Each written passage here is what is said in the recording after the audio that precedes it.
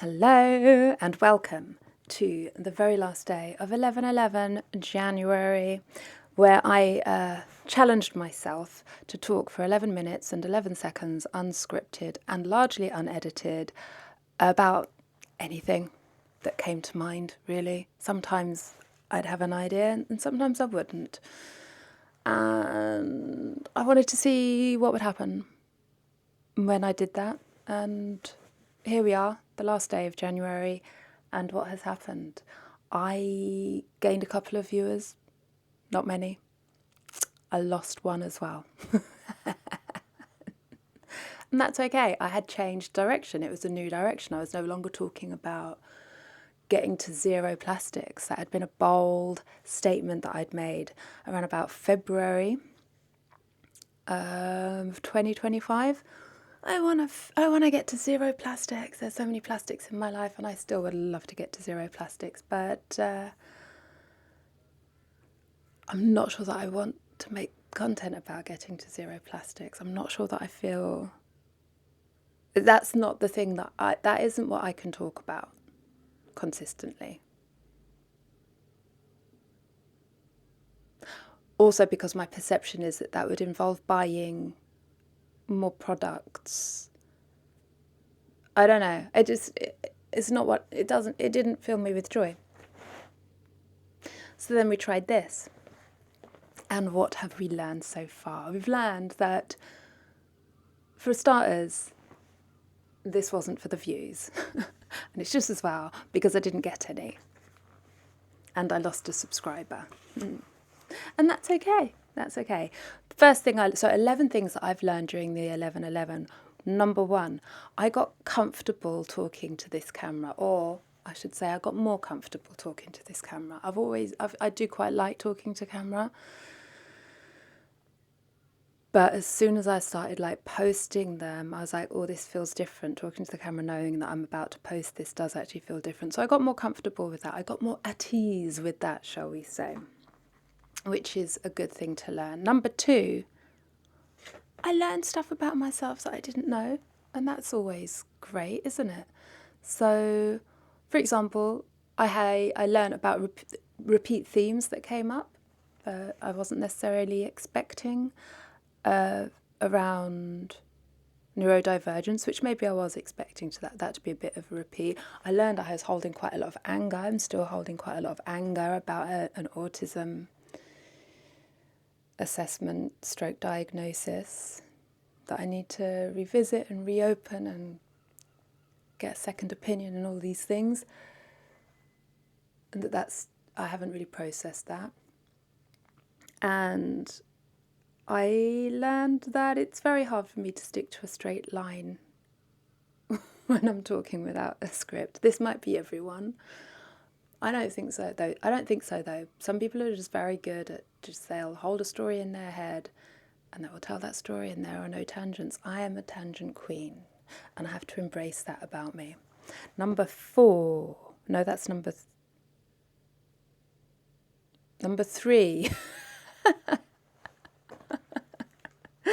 I learned that seasons can affect ADHD symptoms quite dramatically. Maybe I'd have learned this anyway, but because I was specifically doing research for an 11/11, I'm gonna give that piece of learning to the 11/11. Because I'd noticed a pattern where in the winter I was more forgetful and just felt a bit not quite here. 2 years in a row I've been really acutely aware of this. And yeah, the weather makes sense, doesn't it? Because the weather is tactile and you can feel it, you can hear it, you can see it.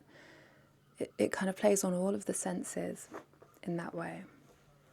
So that's a nice thing I learned. I improved my Canva skills. Coming in at number 4, I improved my Canva skills, which I feel really good about because I have a background in editing. I've worked in the Adobe suite for years until I just stopped, which is mainly because I was focusing on the acting and I didn't want to do the graphic design anymore.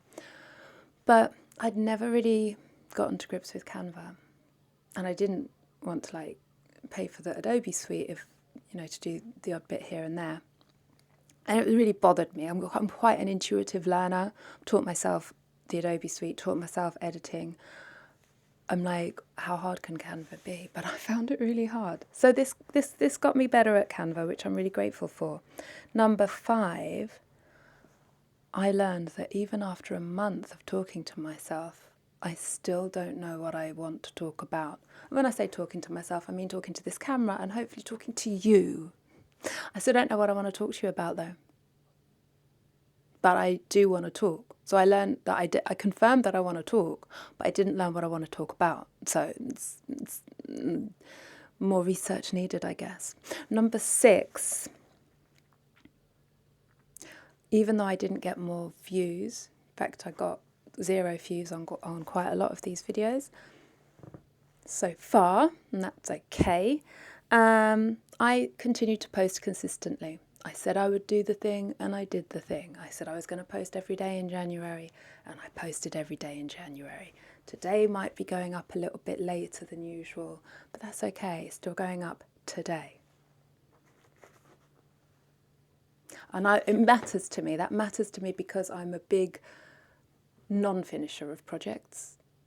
There are lots of projects that I have not successfully finished. So I would have, although I wanted to quit several times during this, because it made me feel like I'm just a girl with nothing to say, which is a popular refrain.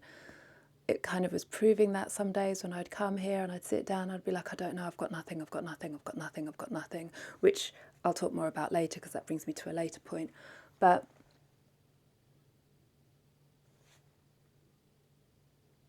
I didn't quit, and that matters to me. That's really valuable to me.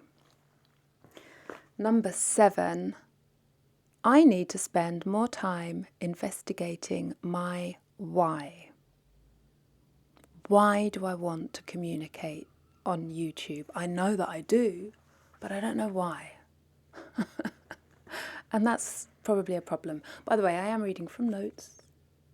There they are. So that's number 7. Yeah, I know that I do, but I don't know why I do.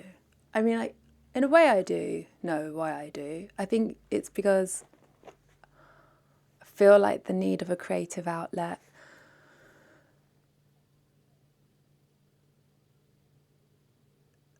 And yeah, that's as far as I've got.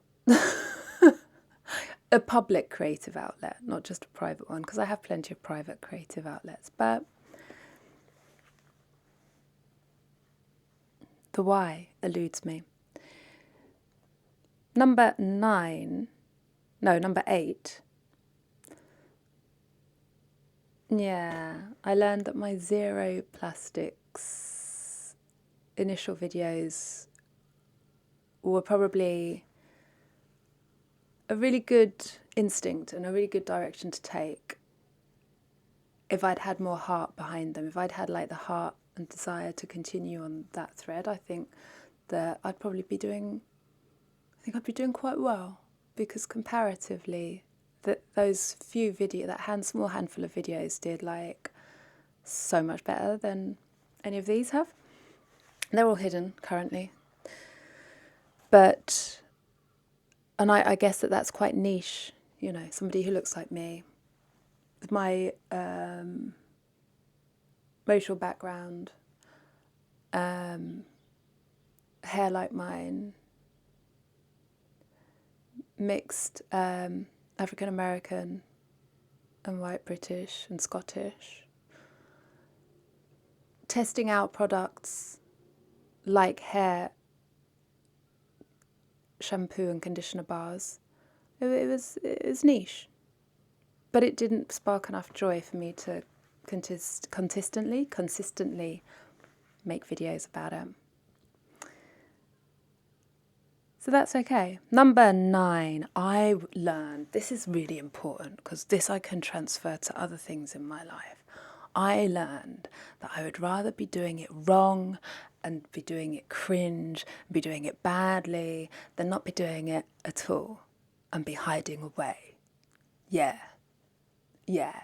And if that's probably the biggest takeaway, I reckon.